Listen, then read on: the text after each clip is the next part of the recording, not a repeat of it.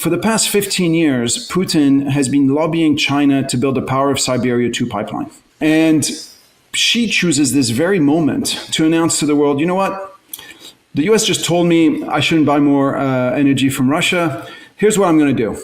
I'm going to build a pipeline to buy 3 times as much. The US-China trade war is over. The U.S. has essentially said, okay, following the imposition of the rare earth thing, following the Geneva deal, they've backed down. Look at what's happened in the past few weeks. The past few weeks have been absolutely momentous. A month ago, you have the U.S. saying anybody who buys energy from Russia, we're going to punish. We're going to put in more tariffs. It's going to be terrible for them. So the U.S. sends out this message. 10 days later, you have Xi, Putin, and Modi who meet in Shanghai, and they're literally French kissing on stage, the 3 of them. They're like acting like they're the best buddies that have ever existed. Now, just that, by the way, is super important, because let's discuss for a second what's the big macro trend, the big mega trend of the future that will change the world. When I'm in the US, all people want to talk about is AI. Sure, it's exciting, etc. When I'm in Europe, all people want to talk about is how welfare states are about to collapse because fiscal spending is out of control, etc. And so you got to buy gold and you got to buy Bitcoin, and we're coming to the end of the welfare states, and that's perhaps a big macro trend.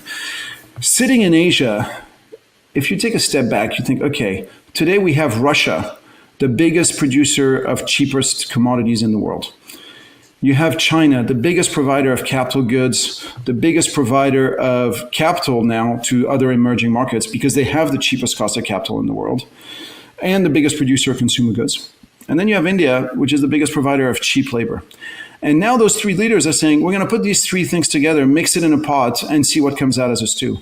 Cheapest commodities, cheapest capital goods, cheapest cost of capital, cheapest consumer goods, cheapest cost of labor.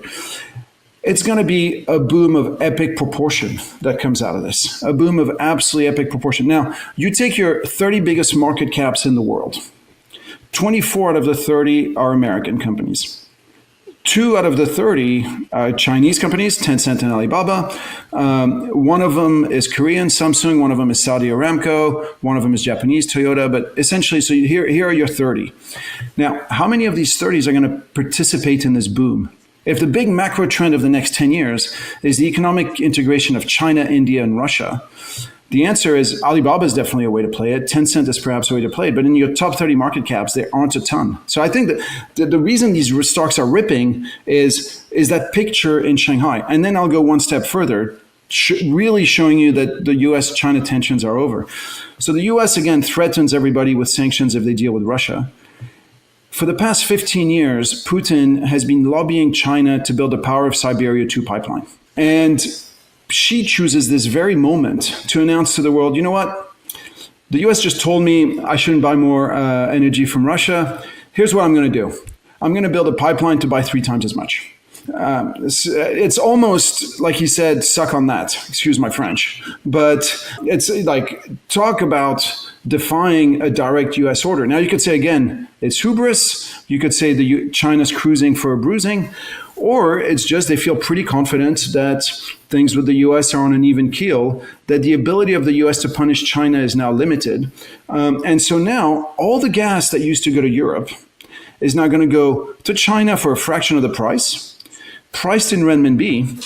And so now you know that for the next 30 years, China, a country that already produces twice as much electricity as the US, will now have the cheapest cost of energy in the world, which is a huge shift, and will pay for energy in its own currency.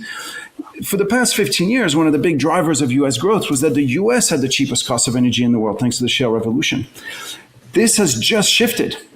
China is now the one that's going to have the cheapest cost of energy. So if you're a big believer in AI, if you think, forget this China, Russia, India economic integration, who cares, whatever, these guys are hicks, I don't care. If you think AI is where it's at, then the question becomes, do you think the constraint in AI is going to be A, access to computing power? Or do you think the constraint in AI is going to be access to cheap energy? Now, if you think constraint in AI is access to computing power, then you buy NVIDIA and you buy the US. If you think constraint in AI is going to be access to cheap energy, then what's happened in the past 3 weeks is that essentially China's already won that race. And I tend to believe that actually it is going to be constrained to cheap energy, and that getting access to cheap energy requires 10 years of investments, 15 years of investments, and China is now already ahead in that race because again they produce twice as much electricity as the U.S. and electricity in China is already much cheaper than the U.S. But they essentially just got a call option to get even cheaper. So you say you won on TikTok, which is, a detail of history and in the whole scheme of things really doesn't matter all that much. But you do a deal on TikTok and the deal that's on the table is ByteDance doesn't give the algorithm that exists today. They create another algorithm. So it's like, here's essentially a shitty algorithm that you can put in this vehicle that will be owned by Oracle and by Andreessen, and that ByteDance keeps 20% of. And so you declare victory on TikTok, which is the thing that obviously is the interface that most Americans relate to. So it's the thing that Americans care about. You declare victory on TikTok and you move on.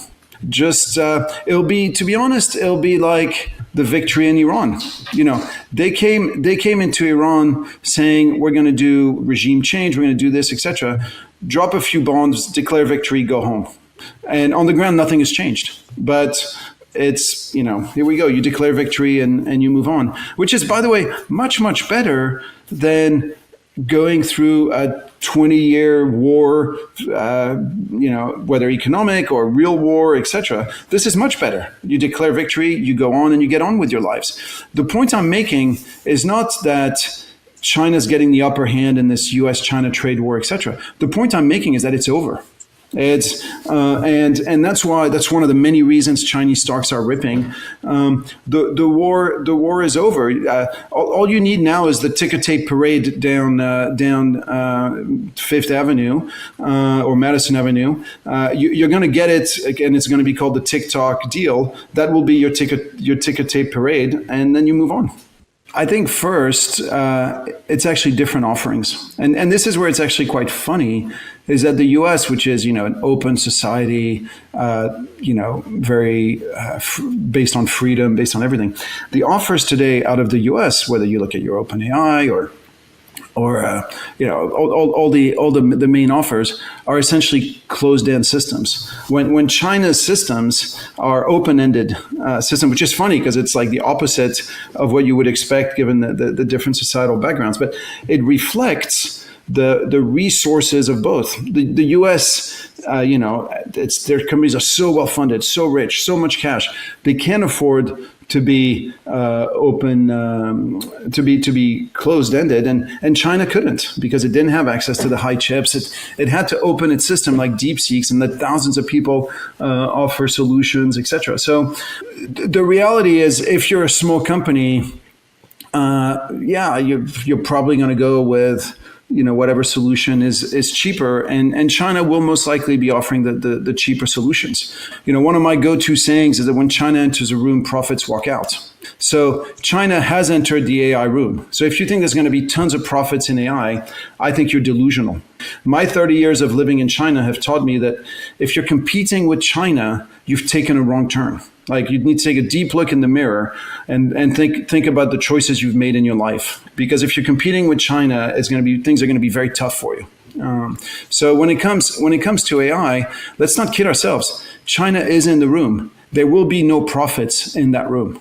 That's how it is. Well, going back to what I said, if you think the big macro trend is that integration of Russia, China, India, how many U.S. brands really participate in this?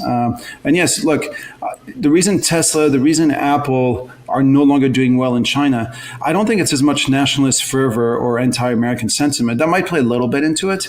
It's just that products aren't as good. Like to be perfectly honest, like a BYD car is now superior to a Tesla car, and it's not even close. It's like by a long shot, and they're much cheaper.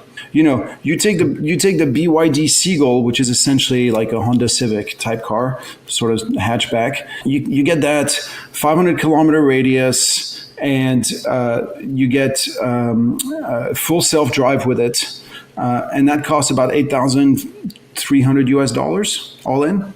That's the BYD Seagull. Like, how does Tesla compete with that, right? A Tesla will be 4 times that price. And same with the iPhone. You look at the Huawei phones today, better cameras, better battery life, better everything. So, how do the Western companies compete? With a lot of difficulty. Because again, the big story of the past 7 years, which I'll talk about till I'm blue in the face, but we used to identify Chinese products as being cheap, and they were. It was cheap products being made cheaply. This is, I think, the mindset we have to shift ourselves. And I encourage everybody to go to China today to see what's on offer: the trains, the cars, the phones, the fintech solutions. We've been leapfrogged. And I think deep down, we have this sort of superiority complex in the West where we're like, well, of course our products are better. But just like Japanese cars became better than American cars back in the late 70s, early 80s, this is happening, but not just on cars, on literally everything. So how do we compete? The only way we can compete is by doing better stuff. Is by doing better products.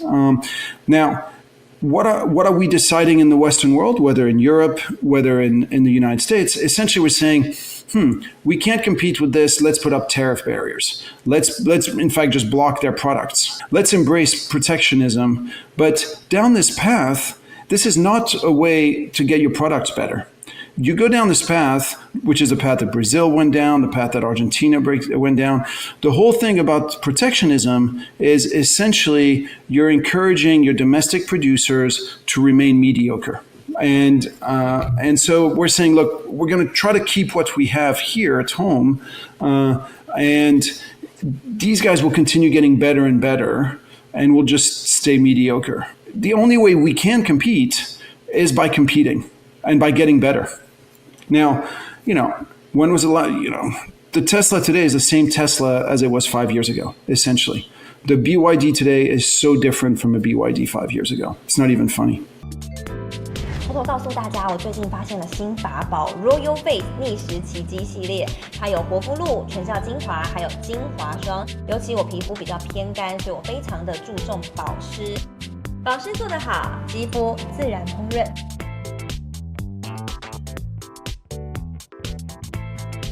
提亮肤色更年轻，抚平皱纹超有感，而且气色变好，用心保养，每天都更美一点。